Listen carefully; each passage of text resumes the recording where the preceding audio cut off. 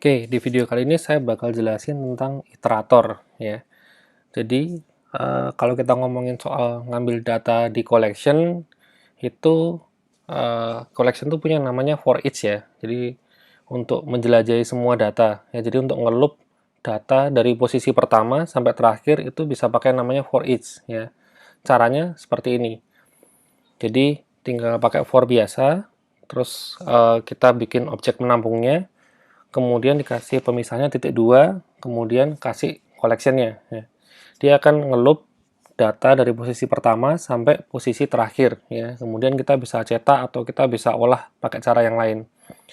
Atau bisa juga kalau misalnya kalian pakai Java 8 itu ada fungsi lambda ya. Cara penulisannya seperti ini. Tapi prinsipnya ini sama aja dengan cara yang sebelumnya ya. Jadi fungsinya sama, cuman beda cara tulisannya aja ya. Nah, seperti itu. Jadi fungsinya untuk ngeloop data dari posisi pertama sampai ke terakhir ya, atau ke N gitu. Nah, cuman cara itu ternyata ada kelemahan ya. Jadi cara tersebut itu cuma bisa dipakai buat baca data doang ya. Gimana kalau misalnya kita pengen hapus salah satu data di situ ya. Jadi misalnya ketika loopingnya jalan ya, di tengah-tengah kita pengen hapus salah satu data. Nah, itu ternyata nggak bisa dilakukan kalau pakai for each ya. Nah, disinilah ada yang namanya iterator ya. Jadi iterator itu bisa dipakai buat ngapus data ya, karena iterator itu dia nggak sekedar baca data, tapi dia benar-benar nge-reference ke alamat tersebut ya. Jadi kalau misalnya mau kita hapus datanya itu sangat memungkinkan ya, seperti itu. Nah, iterator itu bentuknya kan interface ya. Dia punya beberapa metode bawaan ya. Jadi yang pertama ada metode namanya next. Jadi kalau misalnya kita iterator panggil metode next, itu dia akan mengembalikan data di posisi berikutnya. Setelah itu dia akan pindah ke posisi itu ya. Jadi selain dia balikin data di posisi berikutnya, dia akan langsung dudukin di posisi itu ya. Jadi ikut geser seperti itu. Kemudian ada juga metode namanya hashnext ya. Kalau hashnext itu dipakai buat ngecek apakah masih ada data di posisi berikutnya apa enggak. Ya, jadi ini kembaliannya bisa true atau false ya. Jadi kalau misalnya nilainya true, maka kita bisa panggil metode next ya. Tapi kalau ternyata kembalinya dia tuh false ya, jangan panggil metode next, nanti bakal error ya. Jadi sebelum panggil metode next, mestinya kita harus ngecek dulu pakai hashnext ya. Nah, kemudian metode yang ketiga itu namanya remove ya. Remove ini buat ngapus data. Jadi kalau misalnya si iterator lagi berdiri di data posisi tertentu, kita bisa panggil remove kalau kita mau hapus data di situ ya. Seperti itu. Nah, yang perlu dicatat adalah waktu iterator pertama kali diinstansiasi, itu posisinya adalah ada di posisi sebelum data pertama ya. Jadi posisinya bukan di data pertama, tapi sebelum data pertama. Jadi kalau misalnya kita punya collection, isinya 5 data seperti ini, maka posisi iterator tuh di sini, ya. Jadi dia emang nggak menunjuk ke data apapun, ya, tapi posisinya sebelum data pertama.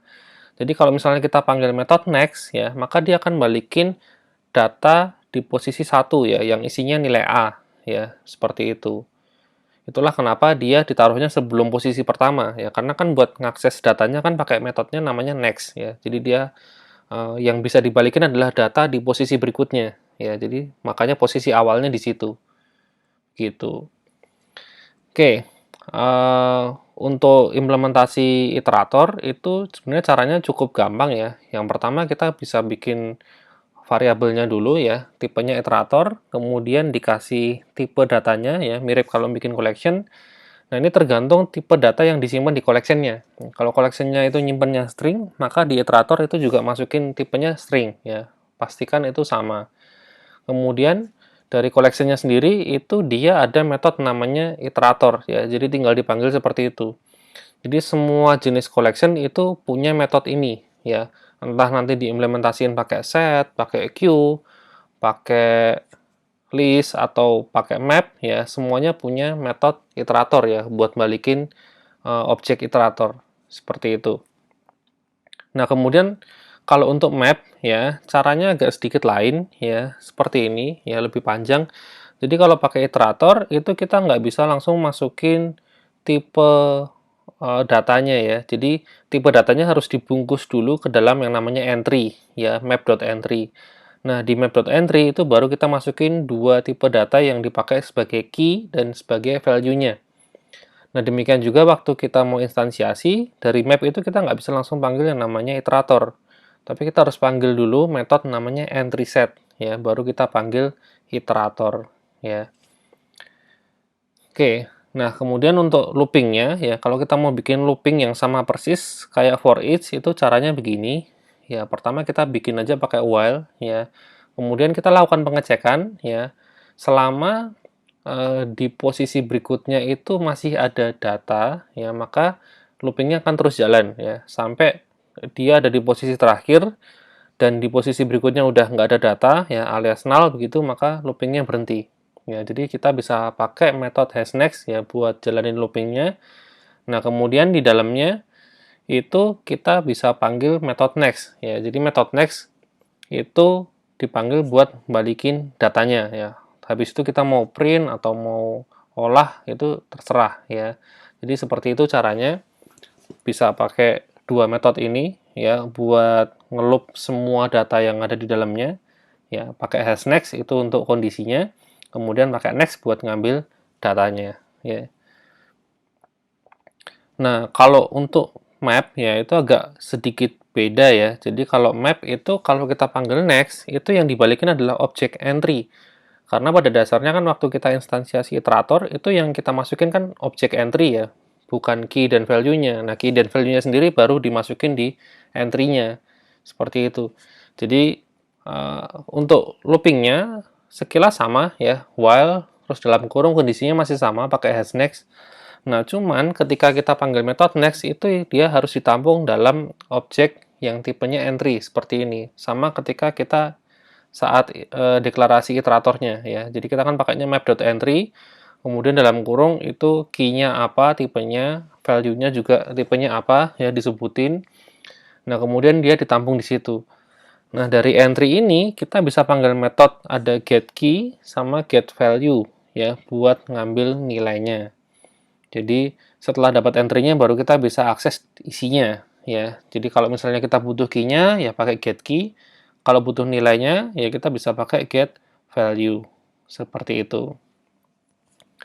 Nah, untuk hapus data itu kita bisa pakai metode yang namanya remove ya. Remove ini akan menghapus data di posisi yang sedang diduduki ya. Jadi kalau misalnya kita bikin ya iterator, ya kita instansiasi seperti ini, kemudian posisi iterator kan ada di sini ya, di posisi sebelum data pertama. Nah, kemudian ketika kita panggil next, maka iteratornya kan akan geser ya ke data pertama. Nah, kalau kita panggil remove, maka data pertama itu akan hilang ya. Jadi kita panggil next, lalu panggil remove itu dia berarti menghapus data di posisi pertama. Nah, jangan sampai ketika kalian deklarasi iterator ya, kalian langsung panggil metode remove ya. Jadi waktu iteratornya habis dibikin langsung panggil remove. Nah, itu bakal ngelempar exception ya, namanya illegal state exception. Kenapa? Ya karena kan iterator posisinya ada di sini ya, sebelum data pertama. Jadi kalau di sini itu dia panggil remove, nah dia nggak ada yang di remove sebenarnya ya. Karena dia sebenarnya nggak menunjuk ke data apapun. Jadi ya pasti error kalau di remove. Ya, begitu. Nah, berikutnya ada juga yang namanya list iterator. Ya, list iterator adalah pengembangan dari iterator ya. Tapi dia cuma bisa diimplementasiin buat list doang ya. Jadi nggak semua collection bisa pakai ya, khusus untuk list aja ya beserta seluruh turunannya ya. Nah, list iterator itu bedanya dia punya beberapa metode tambahan ya. Yang pertama adalah previous ya. Jadi kalau misalnya iterator biasa itu cuma punya next doang ya.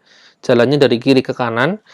Nah, kalau list iterator itu bisa balik ya ke posisi sebelumnya pakai metode previous. Jadi jalannya bisa dua arah, bisa next, bisa previous ya, bisa ke kanan, bisa ke kiri gitu. Nah, kemudian karena dia punya metode previous, maka dia juga punya metode namanya hashPrevious ya. Jadi buat ngecek ya. Jadi apakah ada data di posisi sebelumnya apa enggak ya. Jangan-jangan udah dihapus ya. Nah, itu bisa dicek dulu pakai hashPrevious. Jadi kalau misalnya kembalinya true berarti ada data di posisi sebelumnya. Nah, maka baru panggil metode previous, ya seperti itu. Fungsinya sama persis kayak hexnext, cuman beda arahnya aja. Berikutnya ada juga metode namanya set. Nah, kalau set itu dipakai buat ngubah data di posisi saat ini. Ya, jadi si iterator itu lagi duduk di posisi mana. Ya, kalau misalnya dia panggil metode set, maka posisi itu akan diganti isinya ya sesuai dengan parameter yang diinputkan. Ya, seperti itu. Kemudian kalau add itu dipakai buat nambah data ya.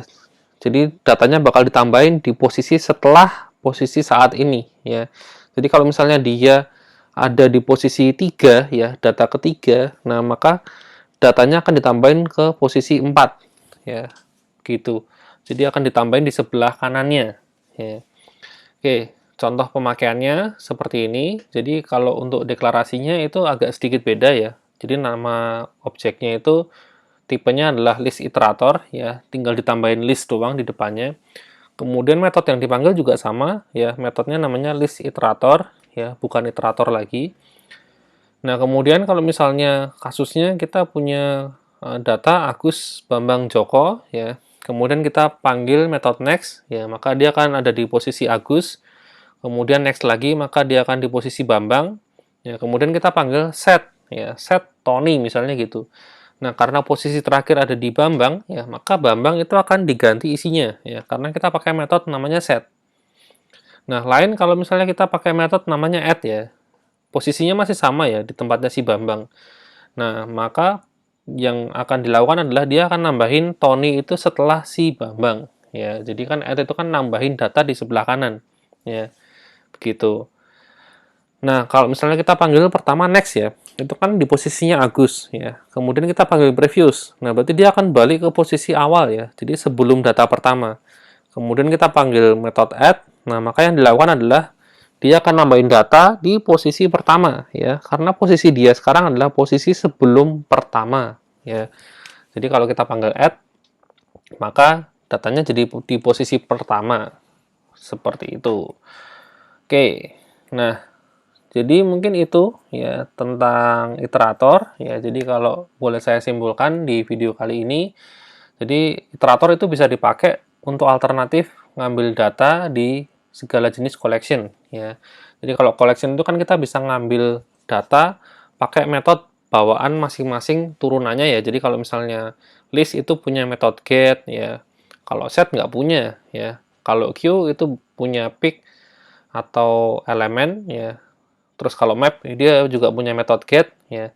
Nah, itu kan beda-beda ya, tergantung karakteristik masing-masing. Tapi kalau misalnya kita bikin collection, ya secara umum gitu, dan kita belum tahu nanti bakal diimplementasiin pakai apa, nah, kita bisa pakai iterator buat ngakses datanya satu persatu. Ya, jadi kalau misalnya itu tadi, kita nggak ngerti bakal diimplementasiinnya pakai apa, ya pakai aja iterator, biar aman. Begitu. Nah, kemudian iterator itu punya kemampuan buat ngapus data ya di tengah-tengah iterasi ya. Jadi kalau misalnya kalian pengen waktu di tengah-tengah looping itu ada data yang mau dihapus, ya itu pakai iterator ya. Tadi kan alternatif yang lain bisa pakai for each buat ngakses data ya. Cuman kan for each kelemahannya dia nggak bisa ngapus data ya. Jadi mau nggak mau kita harus pakai iterator. Nah, kemudian ada juga yang namanya list iterator yang merupakan pengembangan dari iterator ya. Ini iterator khusus untuk list. Nah, mungkin yang jadi pertanyaan adalah list itu kan dia punya metode namanya get ya, dan get itu kan bisa ngambil data di posisi manapun. Nah, terus kenapa dia harus pakai iterator? Nah, jadi kalau contoh kasus yang paling gampang, list itu kan dia bisa diimplementasikan pakai 3 macam ya. Array list, kemudian ada vector, ada juga linked list. Nah, masing-masing itu kan punya kelemahan di sisi kecepatan ya. Ada yang lemah di sisi pengaksesan data ya kayak linked list gitu, dia data pertama dan data di posisi terakhir kecepatannya berbeda ya. Kemudian kalau array list dan vektor itu kan dia lambat di sisi penambahan dan penghapusan data ya, seperti itu. Nah, kalau kita pakai iterator itu dia berusaha menjembatani kekurangan di tengah-tengahnya ya. Jadi kalau kita pakai iterator itu ya kecepatannya rata-rata lah. Jadi rata-rata di antara semuanya gitu. Jadi kalau misalnya kita paling gampang untuk linked list ya, linked list itu kan dia lambat untuk ngambil data ya. Nah, kalau misalnya kita implementasinya pakai linked list, kemudian untuk akses datanya pakai iterator, nah itu kecepatannya akan lebih kenceng ya dibandingkan pakai metode get. Ya, kurang lebih contohnya seperti itu. Itulah kenapa iterator ya bisa dibilang tetap penting ya meskipun list itu punya metode get buat ngambil data ya. Oke, mungkin itu aja untuk video kali ini ya. Kalau ada yang mau ditanyakan bisa langsung tulis di komentar ya. Terima kasih.